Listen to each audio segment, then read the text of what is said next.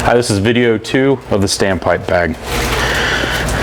This standpipe is a typical standpipe that you may find in a stairwell or maybe inside the door of the floor below the fire floor. You also may find a standpipe inside of the standpipe box. The direction of this outlet is straight down. Sometimes you can find them angled. That's where a lot of the couplings, those 22.5 elbows that we have in our high-rise bag or standpipe bag, I'm sorry, we can use that to get the direction that we need to hook up all of our accessories. When you first get here, this is a pretty well kept standpipe. However, you may find it when you're trying to get the cap off that the cap may be stuck. That is where your rubber mallet and also where your 2 spanner wrenches may come into play as far as gaining access to getting this cap off. Once you get the cap off, if you notice there's a lot of rust or there's debris or the threads are gummed up, one of the things you may want to do is use your wire bristle brush. You can clean that off to make it a little smoother or a little easier for you putting your appliances on this standpipe. What we're going to talk about now is actually assembling those appliances on the standpipe. One of the first appliances you want to put on is probably your gate valve. And the reason being, by having this as your first appliance, it still allows you access to throttle back if the pressure is too high from the engine. You can actually use this to throttle back that pressure. Also, if the valve, for whatever would break, for whatever reason, you would also be able to shut it off here if need be. The next appliance you're going to put on there is your pressure gauge. Now, as you can see, here's my on-off for the standpipe. I have my gate this direction, so it gives me easy operation of the gate.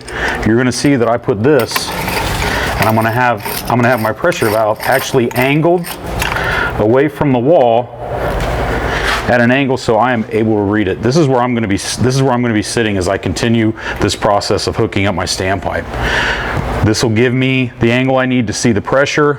Again, I will be able to throttle it back if need be. My 22.5 elbow, what I'm going to want to use this for is, instead of having this come straight down, as soon as this gets pressurized, chances are it could kink down here in this corner. By having this 22.5 elbow, I can put this on, actually have it facing in the direction that I'm going to be operating this hand line, and it also gives it the flow. It's going to be less likely, not that it couldn't kink, but it's going to be less likely to kink by having it flowing off of the end of these applications like this, or these appliances. One of the options that you have is, if it's a single line, you do have your 2.5 reducer, but this is going to be your single line. Remember, on our standpipes, we have that gate valve, and that gate valve is always a better option because we are able to run 2 attack lines off of it if need be. However, this is an option. If it's, say, a smaller fire, just a little bigger than say a can job, but less than needing 2 lines, you could use this, hook your 1 single line up, go put the fire out, do what you got to do. So this is an option.